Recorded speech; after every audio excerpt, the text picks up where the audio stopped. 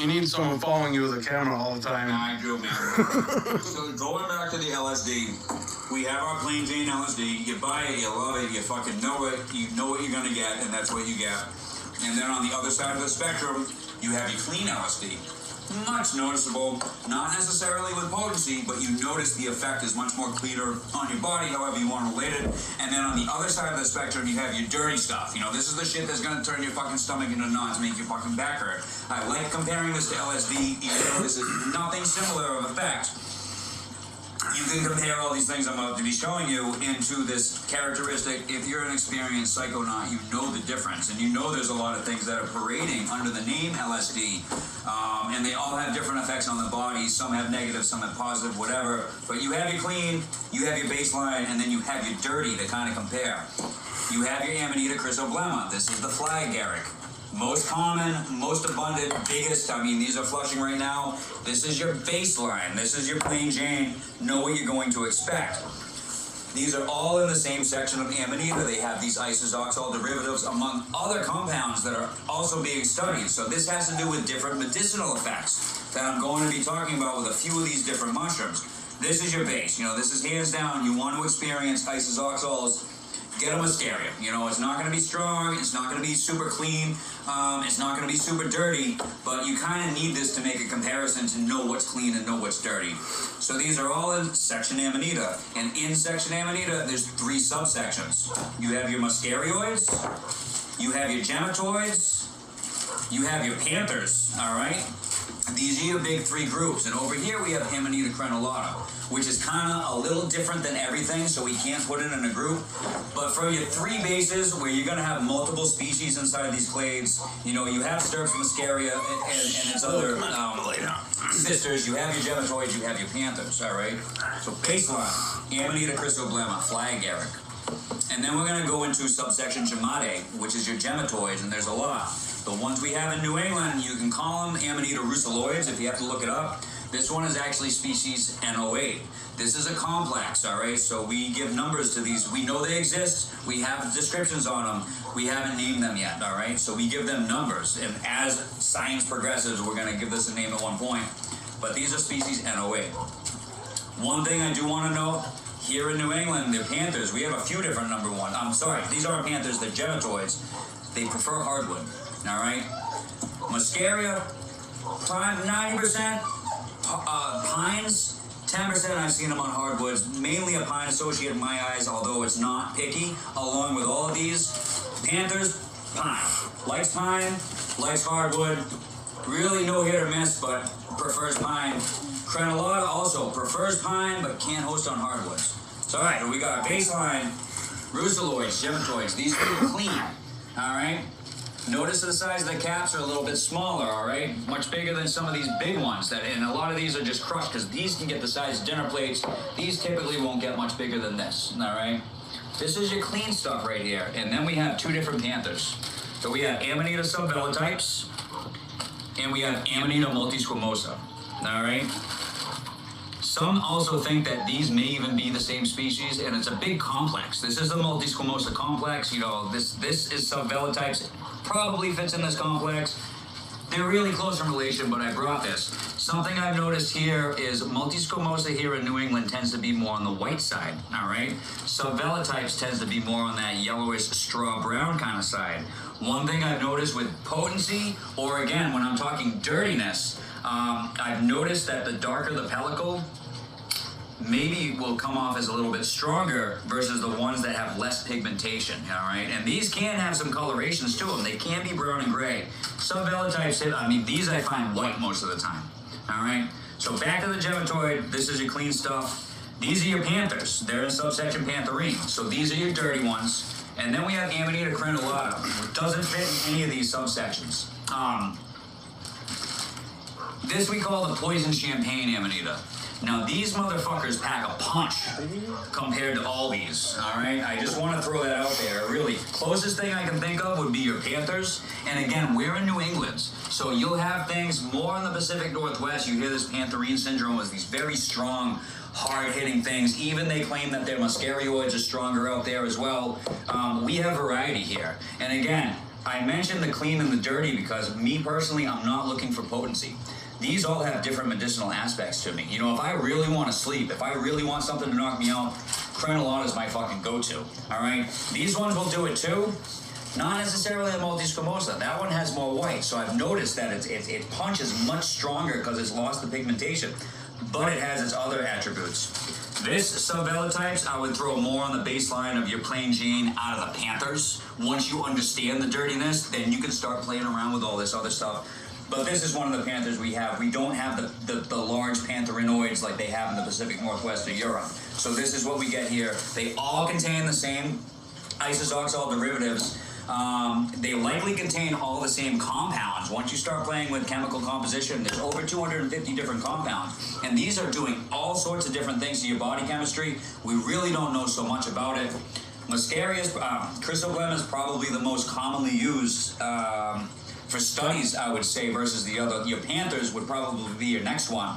But we're learning that a lot of these things, they play with GABA A and GABA B receptors, which is very different than your psilocybes, which like the serotonin. And those have different compounds in them, and there's lists of those compounds as well. You know, 3 primarily ones, the baeocystins in the psilocybe, your psilocin, your psilocybin, among others. Same thing with this. Most people go after the muscimol content in all these, but there's also ibotenic acid. They both have their purpose in their own right, depending on what you use these for, or what you need them for, or what the mushrooms are going to tell you need them for. So people dry these, they play with different levels. Once you start playing into tinctures, I did want to mention the Amanita species N08, and I'm going to go into eating these raw, fresh versus drying. From the medicinal aspects of these compounds, playing with more in your brain chemistry to affect other parts of the body. Strong effect with the multisquamosa and the species N08 I want to mention is that the russeloid, the gematoid, I picked a few of these fresh and seared them up once with my eggs one morning, and I noticed I had to drive, my wife had to drive me to pick my truck up. And I started smelling these things like it was morning traffic. Like I smelled the exhaust. I'm like, oh, this car in front of us was fucking. They need to change their fucking oil or something. It's like somebody hit their brakes, and like I could smell the fucking the brake powder. I'm just like, wow, somebody really hit those brakes so strong. And I just thought it was morning traffic. I was still waking up. I just ate a couple of these mushrooms, and I get my truck and I go pick mushrooms. I go to light a smoke, and I light my Bic.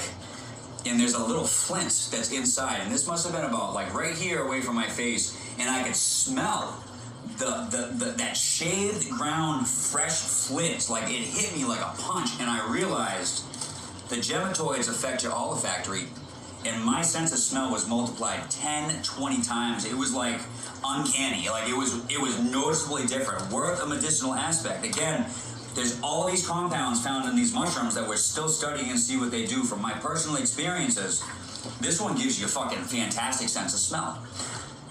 Going back into eating them fresh versus eating them dry, normally I just take, this would be 2 doses for me right here, not a lot, because I know these are clean. Something like this would be a handful.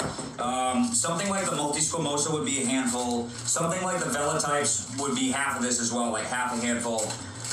Crenolot is really at your own that's at your own risk. Like I said, I'm experienced with all of these, so it really depends on how long of a day I've had or how much my body's been beaten up. Like this varies on me.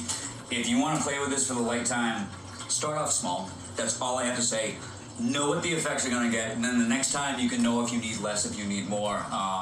If you really want to power, go out YOLO style. I mean, you're looking at 14, 20, 30 grams. I mean, but these things can also put you into coma. They're a dream drug. These all work better when you fall asleep. It's hard to explain this, but these all work better when you fall asleep.